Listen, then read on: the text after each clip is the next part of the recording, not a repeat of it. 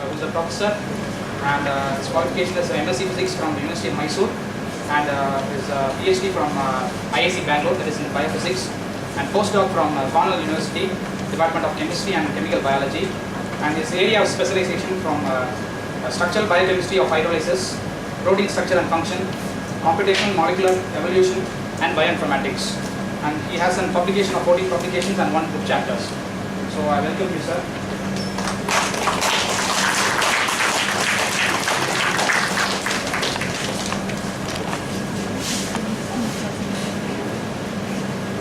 Do I really require this?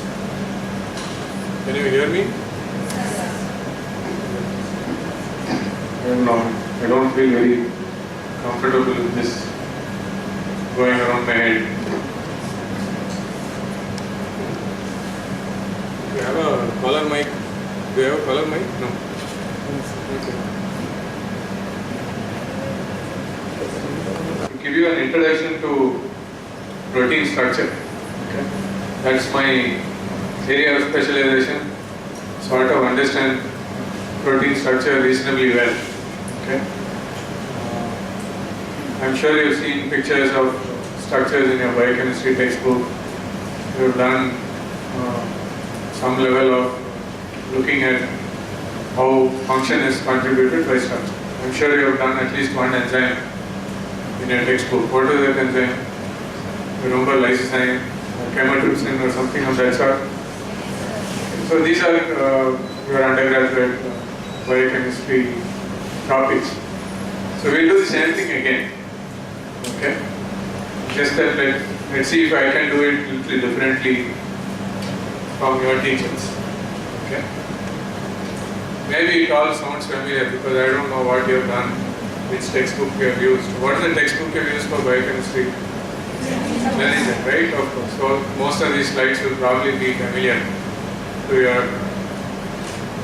you because many of these slides are from the Manager textbook again. Okay.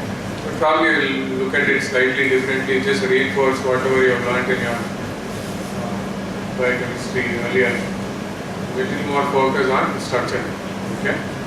At the end of it, probably if I give you a small exam sort of thing, you should be able to answer the basics. So that's all I planned for today. Maybe if you're interested, I can discuss a little bit about my own research. So what you read in the textbook is what sort of I do. I apply the same techniques, okay, and sort of derive the similar information about how an enzyme functions and how the structure relates to function. What is the mechanism of the enzyme? Okay, how can it discriminate between two substrates? All of it relates to the three-dimensional structure of the enzyme itself. So proteins, are the large part of the cell, right? They do all kinds of functions, and some of it is what is listed here. Enzymes are also one class of proteins, which carries out very specific reactions. But of course, proteins do a lot of other things. They have structural roles, they have receptors, transporters. Classic examples of proteins. In your textbook, you must have done one enzyme and probably one transport protein. Which is a transport protein you have done?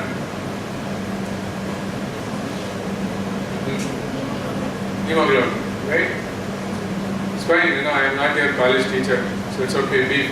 Let's let it be an open interaction. So pick up something today. New. I'm not giving a lecture. Okay? Fine, you answer, we can do it slowly. Any doubts you have, no problem. Just stop me. I'm not trying to finish something today. Okay? So, it's for you to learn. Well, I'm sure you know about hemoglobin, which is a classic, transport protein, transporting oxygen from your lungs to your tissues. That's also a protein. If you want to know about signaling proteins or receptors, there's plenty of examples. Example of rhodopsin in your eye, which is a receptor for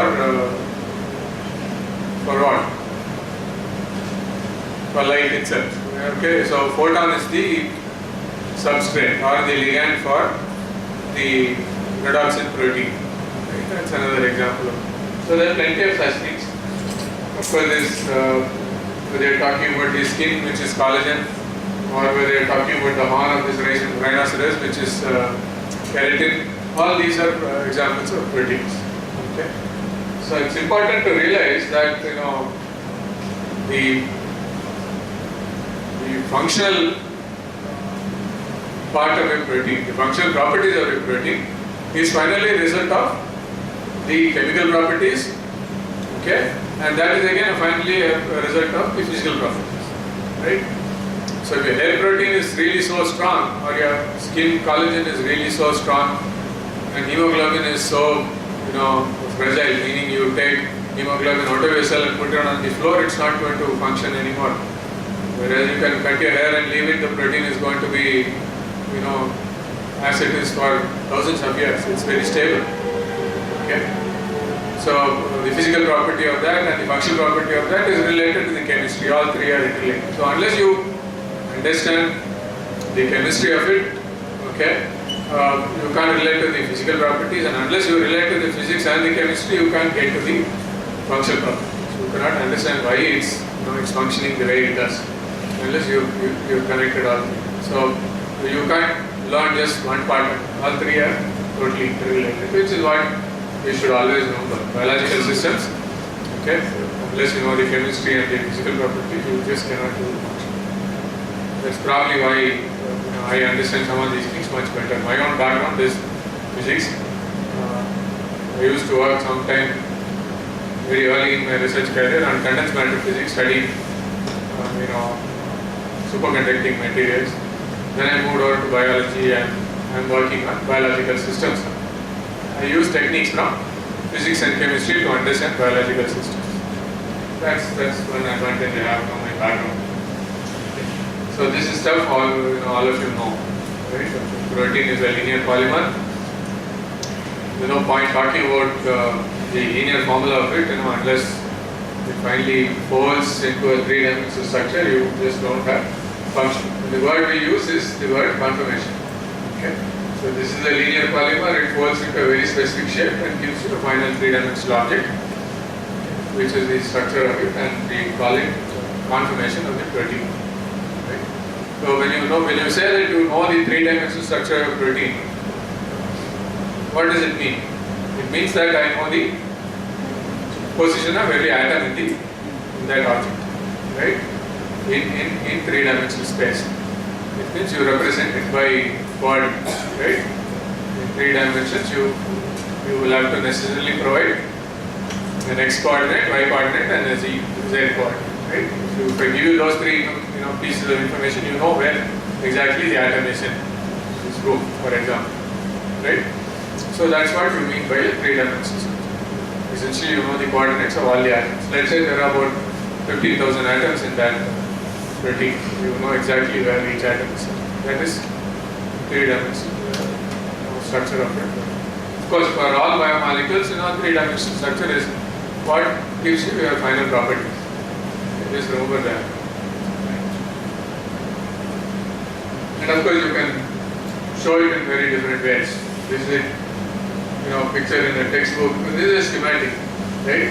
But your actual object is this. This is a functional protein. This is, let's say, myoglobin. Then this is the active site pocket where let's say oxygen sits. This is a real object which is floating around in your blood. What is shown here is a blown up picture. Okay? The technique used to do this is what I actually practice. Okay? It's a technique called X-ray crystallography, which is a technique to actually magnify, give you a magnified image of your protein. There are only 2 or 3 techniques which can do that, okay? Which gives you these positions. So this is your surface rendering of your protein. Okay, all these are your carbons, and these are nitrogens, these are oxygens, and so on. Okay. This is a schematic representation to make this picture appear much more simpler. Remember, it's a linear polymer, which means it has a head and it has a tail. Right? You can't interchange the two. There is another biomolecule which is also similar, which has a head and tail. What is that? Important biomolecule, polymer.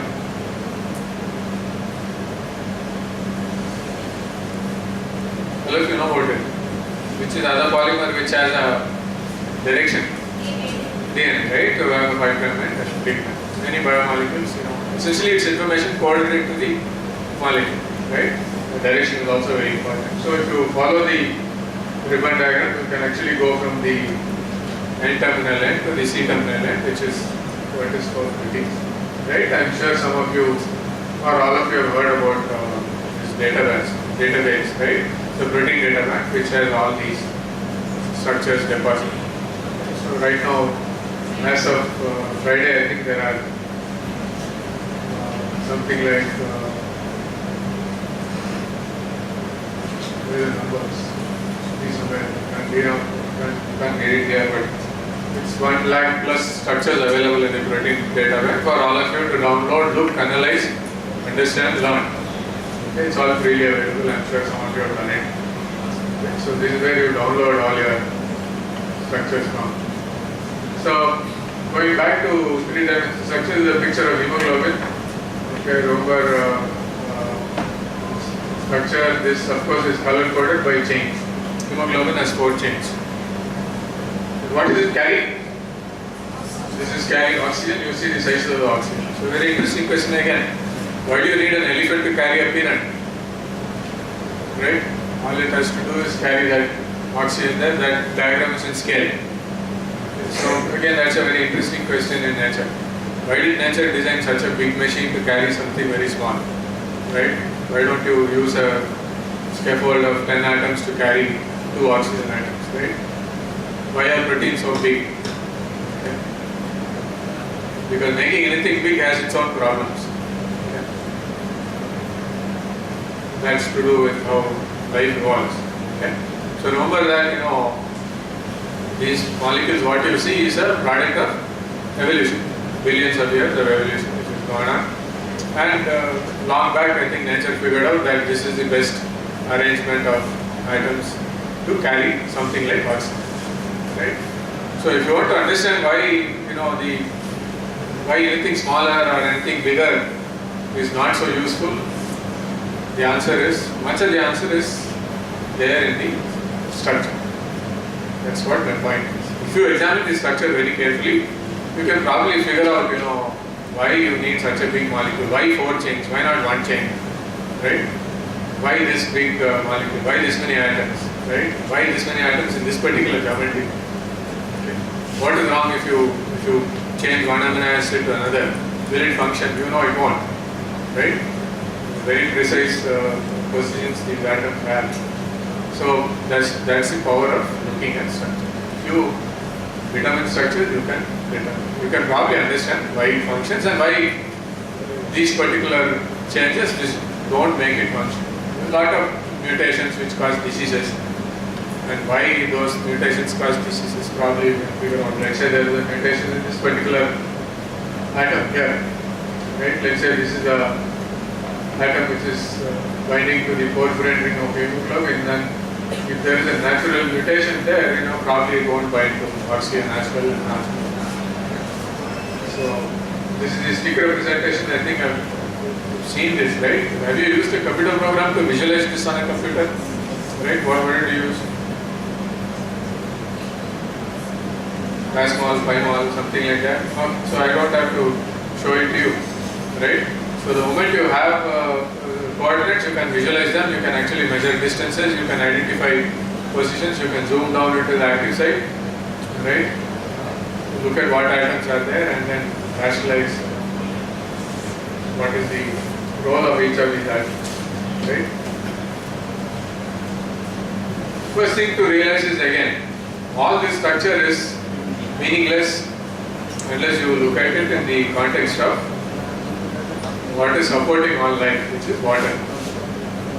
For the school stuff, just to remind you again, in the absence of water, no biomolecule has its structure. Okay, that is part. So unless there is water environment around it, all these structures cannot assemble at all. Okay. So protein folding itself is a process of actually folding into that structure by contact with water. So you put your protein in a different solvent, it's all gone. Can't talk about the same structure again, no functioning. Right? So very important to realize again, this is the 3-dimensional structure of water. School stuff. Okay. It's water with an oxygen, 2 hydrogens. Very precise geometry, 104.5. It's a planar molecule. Planar meaning the hydrogen, oxygen and water are planar. But what is the real three-dimensional structure of water? This. Right? It's a tetrahedral arrangement. Okay. Tetrahedral arrangement with your water, oxygen here in the center. There is a hydrogen here. What are these? These are 2 lone pairs. Right? That is the real three-dimensional structure of water. Right? So it's important, as if something like water also has a three-dimensional structure, and all the properties of water are a result of this three-dimensional structure. Right? So what makes water so interesting is this. Okay? Because of this geometry, because of these lone pairs, you clearly have a dipole moment for water. This is a permanent dipole. And this dipole is what is making all of life exist as we see it on this planet. Okay? Anything you can think of is the result of this geometry of water. Okay? The permanent dipole and these 2 lone pairs. Okay? Whatever you can think of is the result of this particular arrangement. Okay? And then when you have waters, of course, you can define hydrogen bonds between waters. I hope you know what hydrogen bonds are. Okay? And this is the structure of liquid water. Okay? So you have one water molecule making hydrogen bonds with 4 other water molecules. Okay? A hydrogen bond is where you have a hydrogen shared between 2 electronegative atoms. Here they are oxygens. Okay? So this is the structure of liquid water. And again you can see this is a 3-dimensional geometry. It's a pyramid sort of arrangement, very precise geometry. Liquid water has actually on average 3.4 hydrogen bonds. Okay? Out of 4 possible hydrogen bonds, it maintains 3.4. Which means it's almost like ice. Ice has exactly 4 hydrogen bonds. It's a solid. Okay? So whatever property you can think of for water, whether it's viscosity, surface tension, anomalous properties, right? Anything you can think of water, insulator, low compressibility, anything is a property of this arrangement. Okay? And without this property, you change dipole by, you change that 104.5 to 105, all of life will collapse. Okay? Because you'll lose this. So before going to describing what keeps your 3-dimensional structure in place, right? Let's look at what are the physical interactions which determine that. So something is sitting in place. It's a linear polymer, right? So it's something like this. All this bunch of wires sitting together. What's keeping it there? Right? Why is it not becoming a linear molecule back? What keeps it in place are these physical interactions. These physical interactions, again, textbook material. There are these 4 what are called non-covalent interactions. Right? People call them non-bonded interactions, non-covalent interactions. The covalent bond, what a covalent bond is. That's the strongest interaction. It's about 350 kilojoules per mole. Okay. And the 4 non-covalent interactions are these. These are so-called weak interactions, okay, between non-bonded atoms. So we'll go through quickly each of these. The first interaction is electrostatic interaction, which you all know. Again, it's all school stuff, right? Anytime you have 2 charged particles, they will attract if they are opposite charges, right? And the strength of the interaction depends on what? Anytime you have 2 charged particles, what is the strength of the interaction depend on?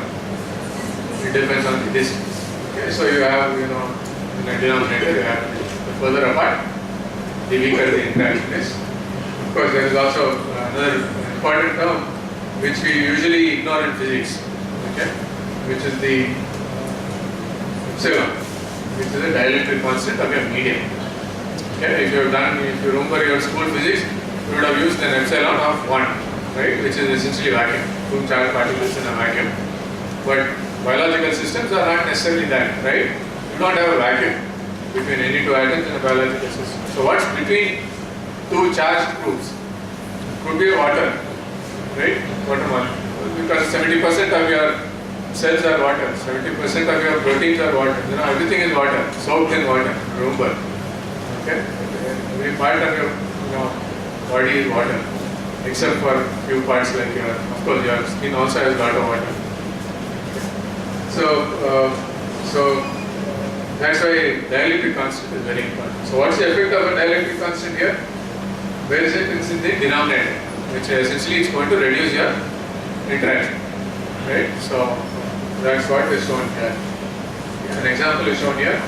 So let's say you have a negatively charged group here, a positively charged group here. If it's pure vacuum, it's going to attract with some force.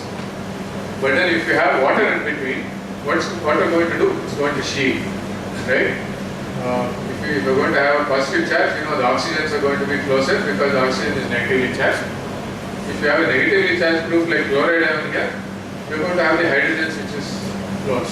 Essentially, the two charges are shielded by groups. So now they're not going to attract with the same force as earlier, right? So that's why your epsilon is in your denominator here. So it's very important to know.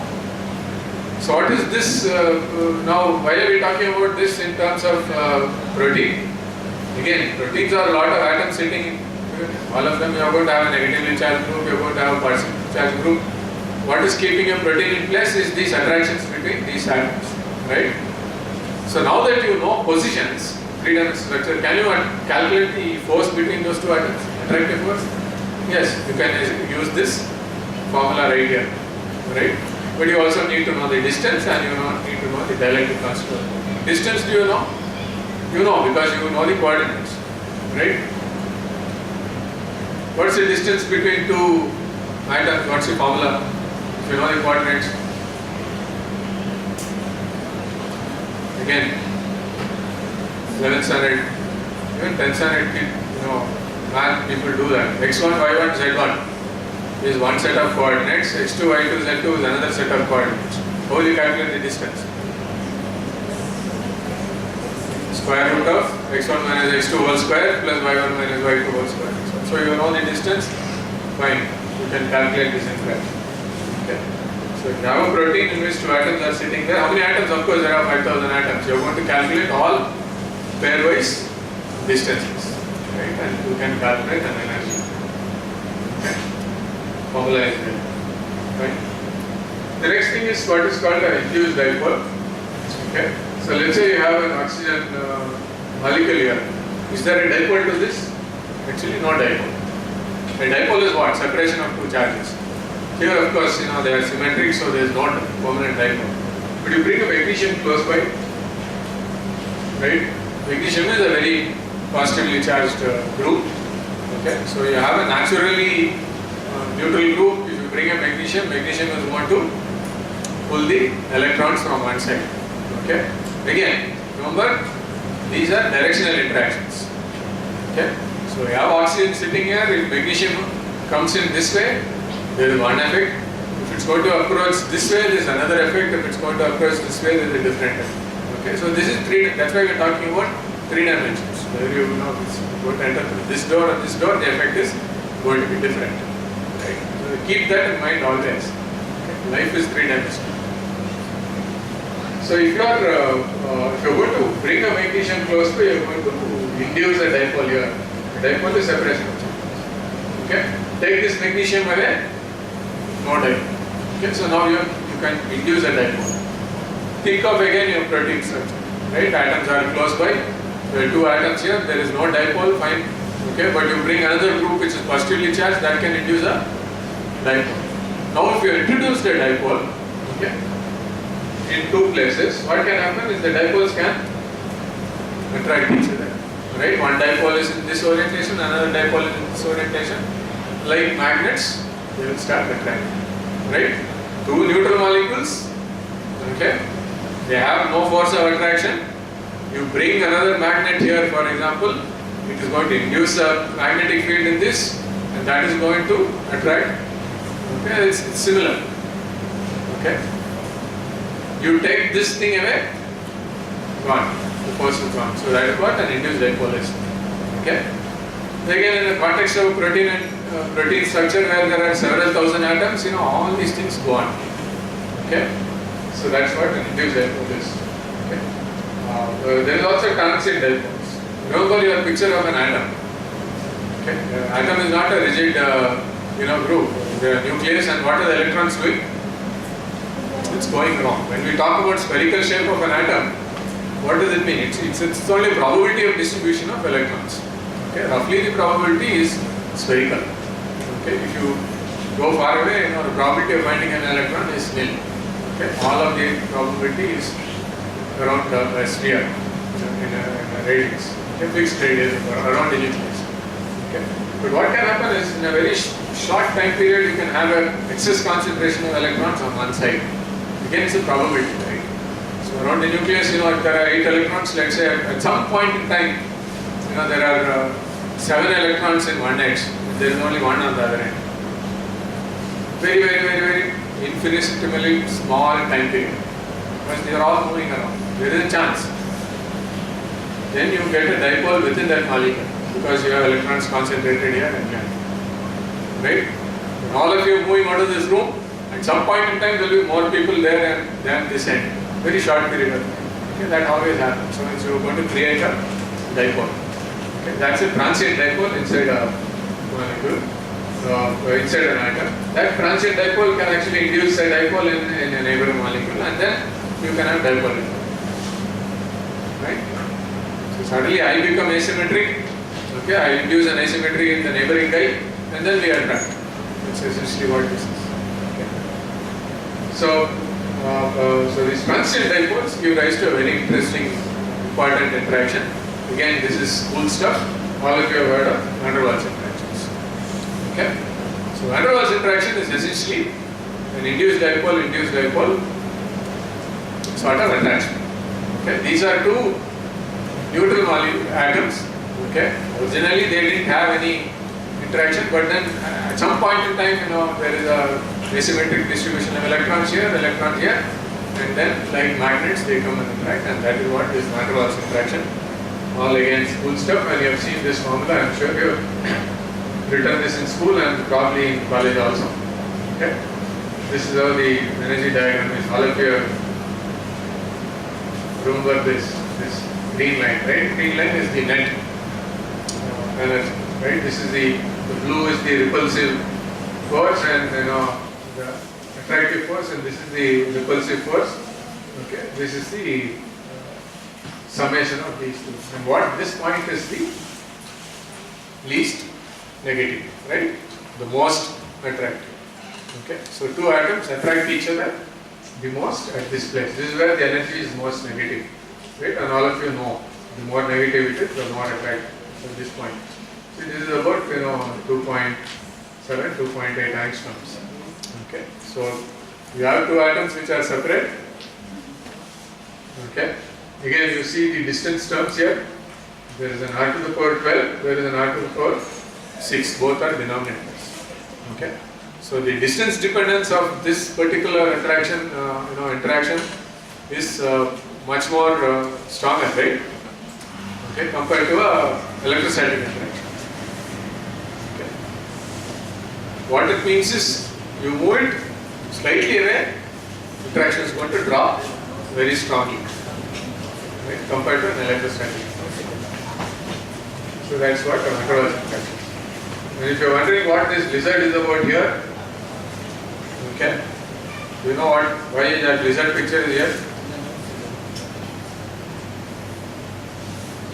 What is the relevance of that thing? No? I'm sure somebody must know.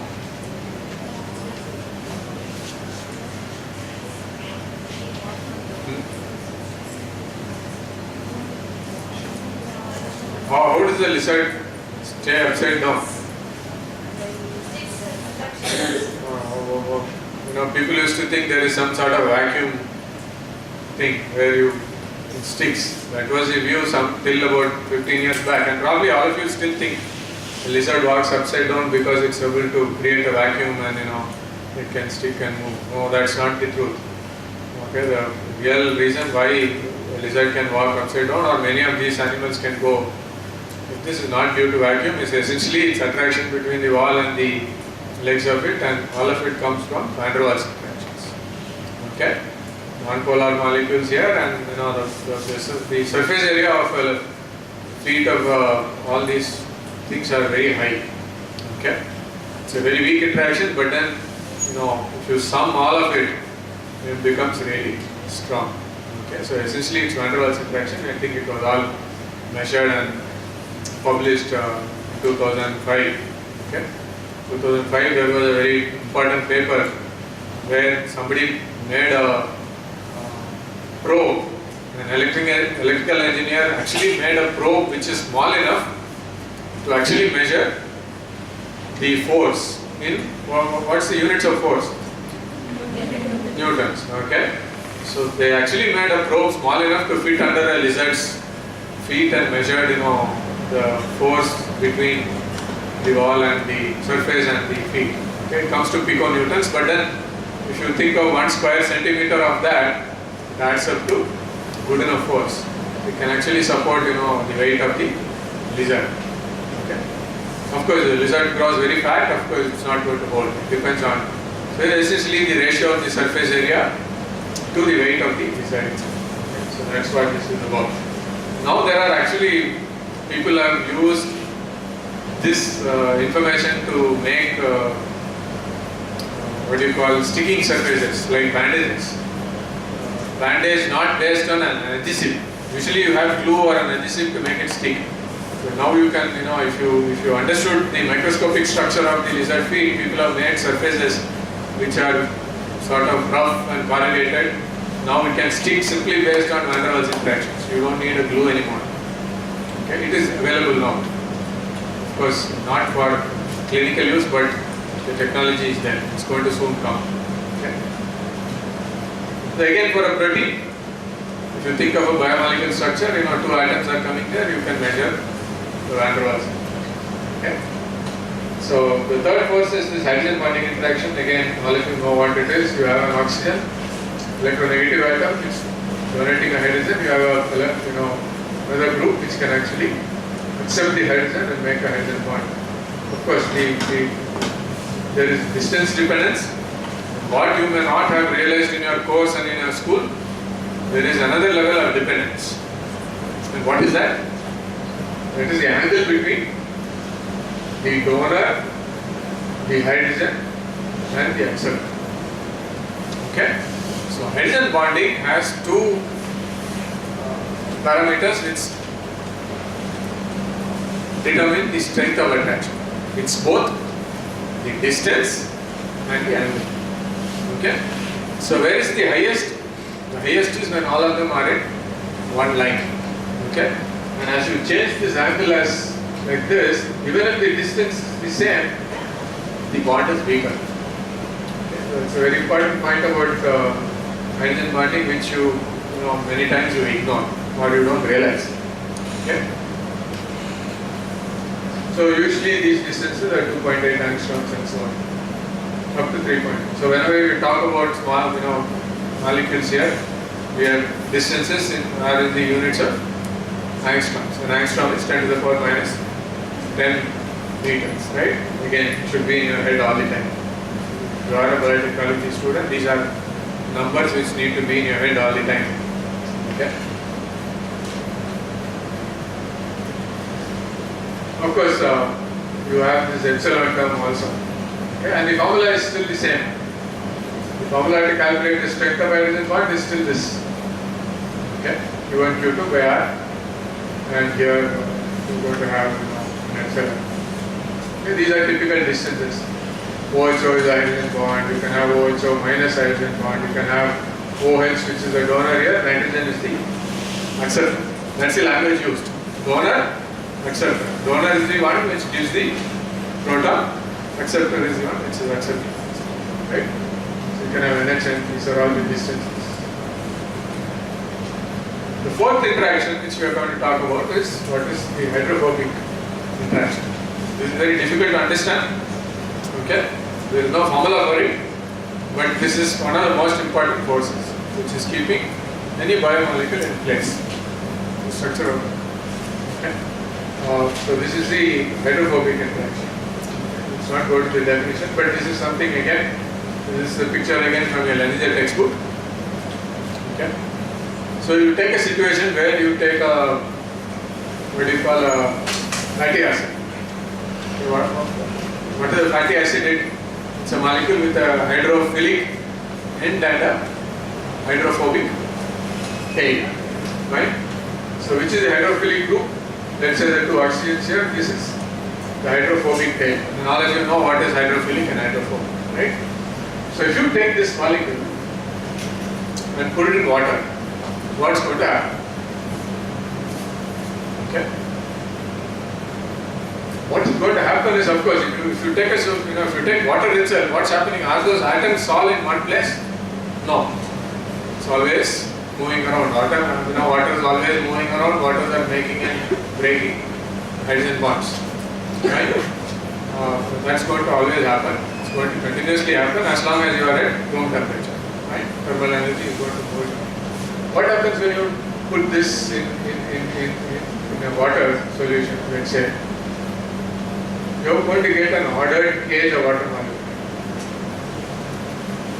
What is the point in having an ordered cage?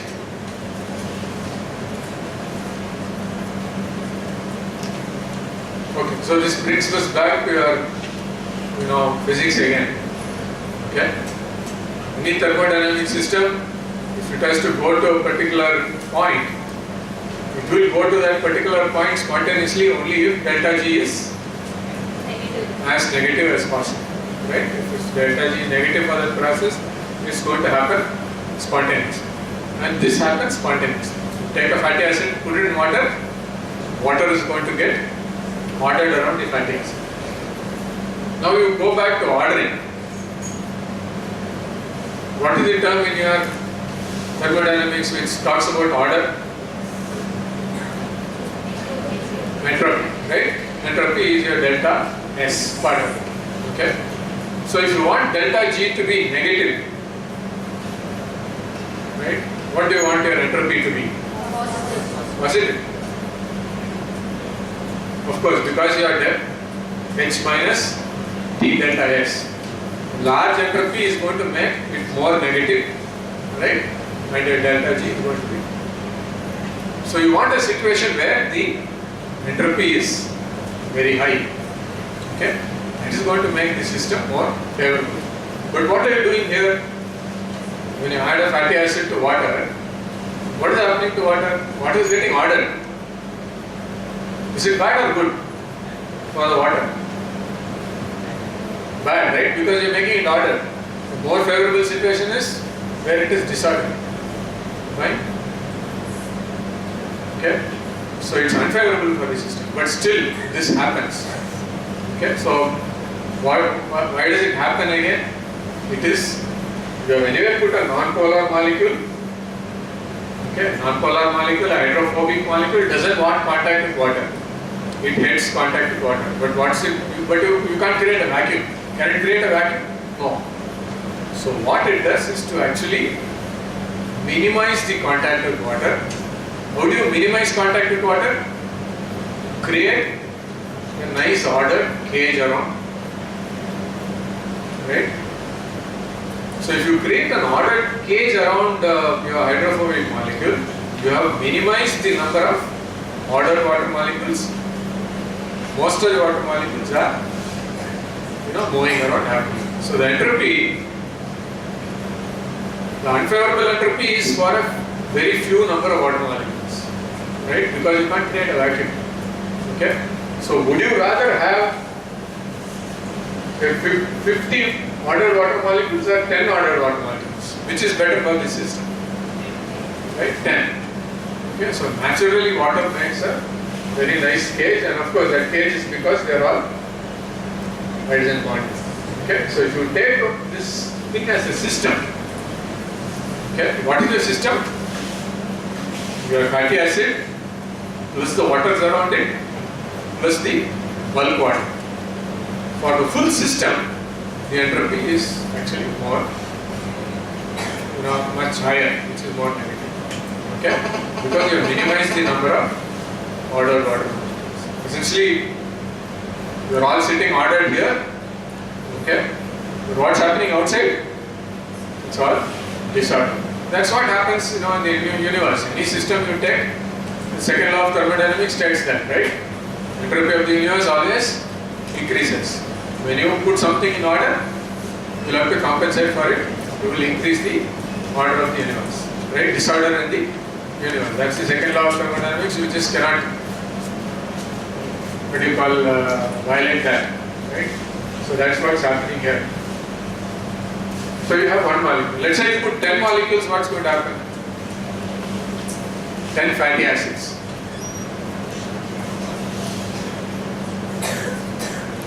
Right now I've shown one. You take 10 of them and put them in water. What's going to happen?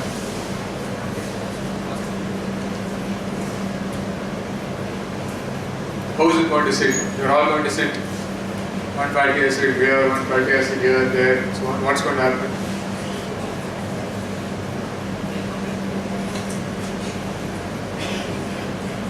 If you understood, if you can tell me this, fine. You understood what is hydrophobic action.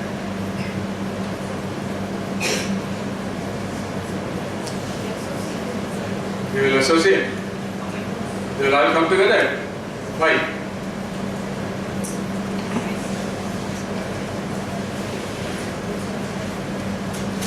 What's the advantage of coming together?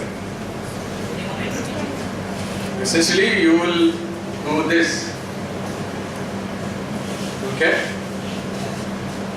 There are 3 fatty acid molecules. This is one situation where they are all separate.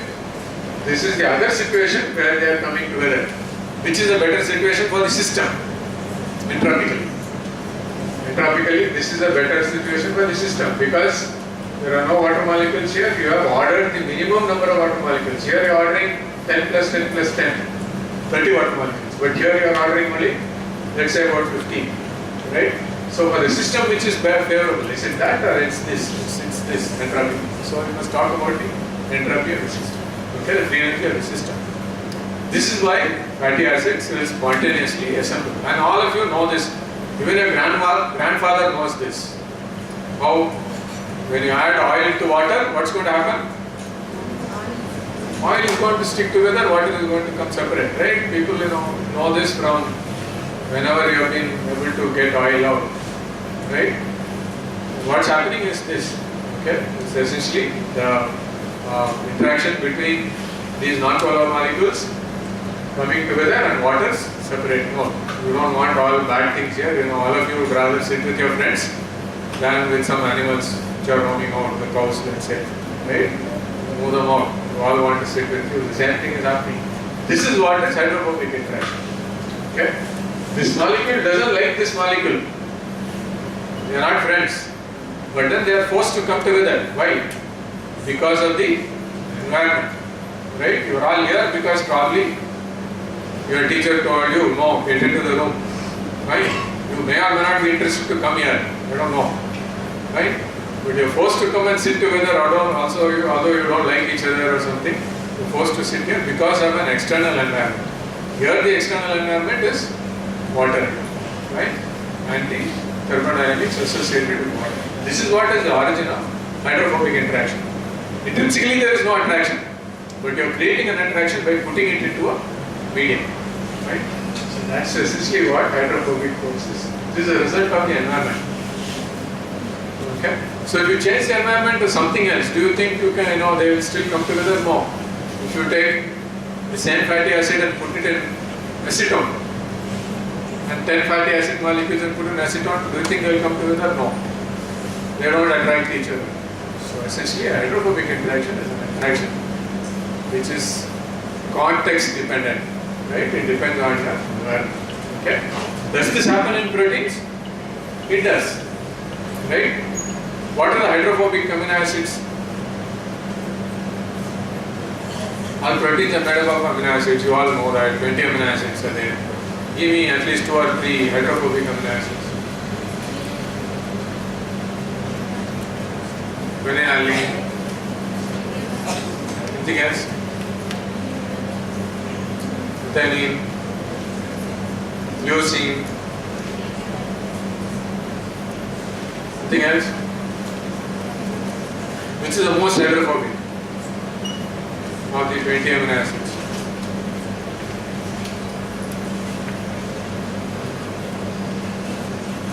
Leucine. That's what it is. Okay? Anything else? Oh God. You had vacations, is it? This is a new semester. Or are you continuing your old semester? The new semester. Okay, so you had a break. So you forgot on all your amino acids.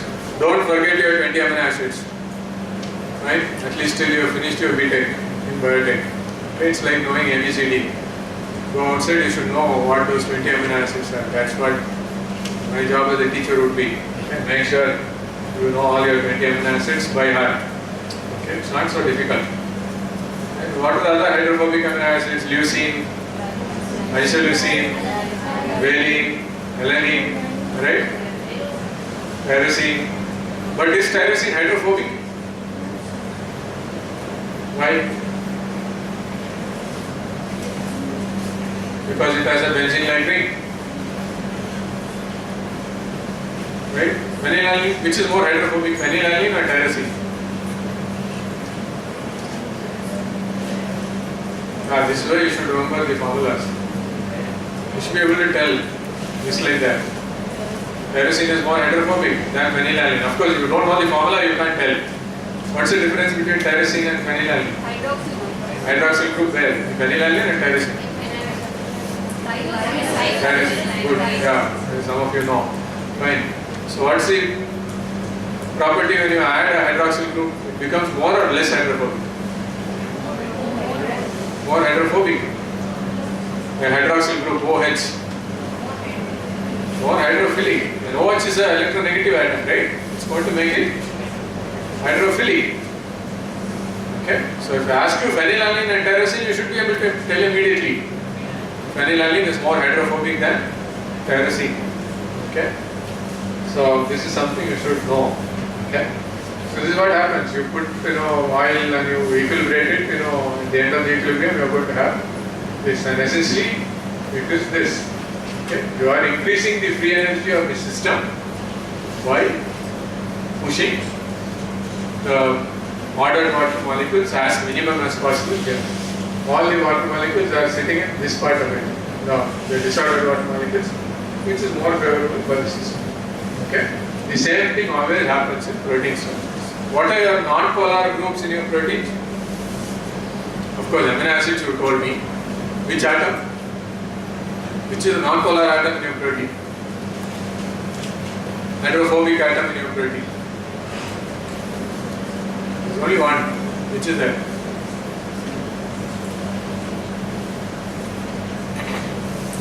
Oxygen? No?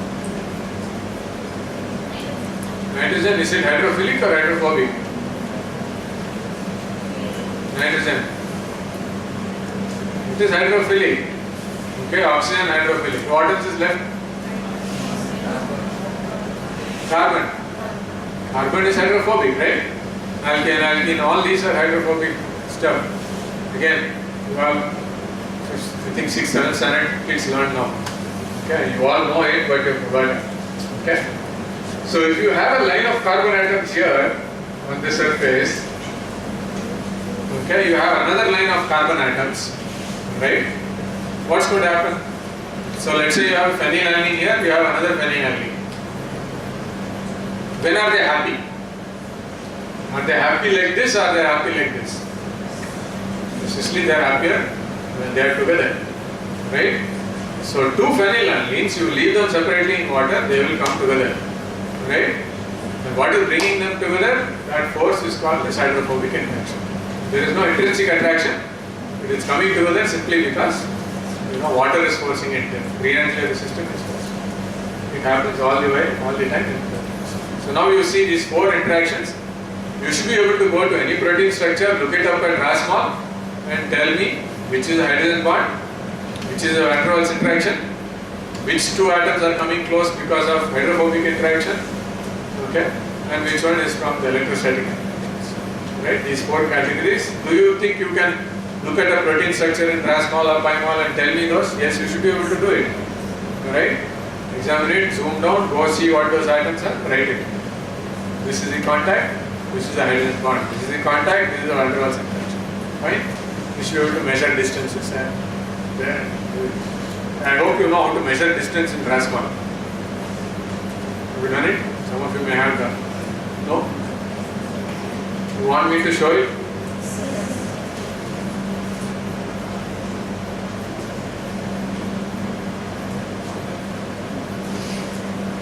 Let me open a building in.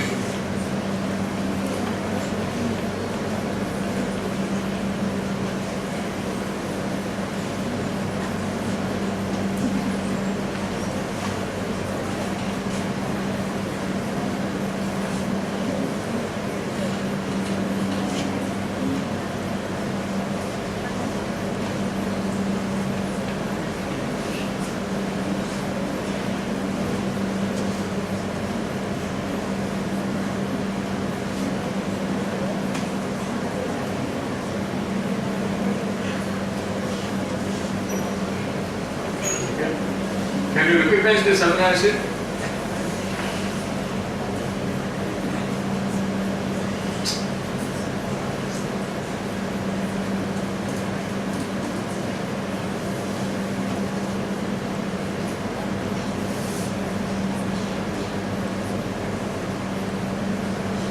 Can you recognize this? What is this? What is this amino acid?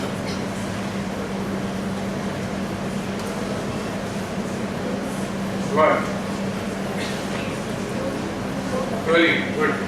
Yeah. Okay. What is this? What is this? What is this?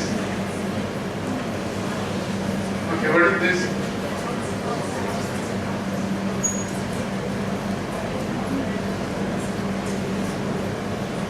Of course, you must remember your amino acid. What is that amino acid? You have a, how do you draw an amino acid? Right? You have your C alpha atom, you have your NH3 plus C double bond O, and your R group there. Right? And your polypeptide is going to go this way and this way. You can see the polypeptide chain. Now what is this amino acid? This R group there. What is red? What atom is it? Red. Red is always oxygen. What is in white or grey is carbons. What is blue? Nitrogen. Right? Now you recognize what that amino acid is.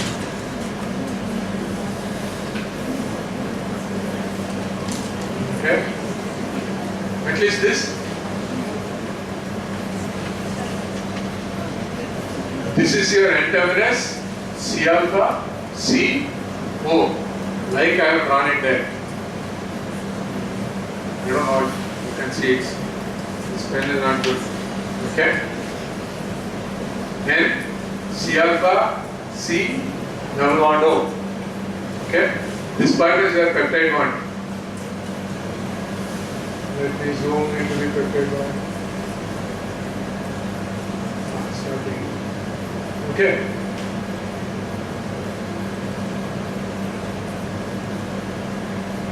So you should be able to tell me all these amino acids.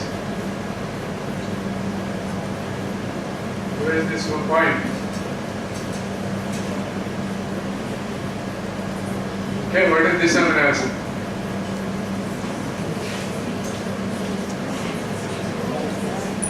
One to my right, this is your N-terminal, C alpha, C double bond O, this is your R group. What is this R group? What are those two oxygens? Does it look like an acid? Yeah. Which are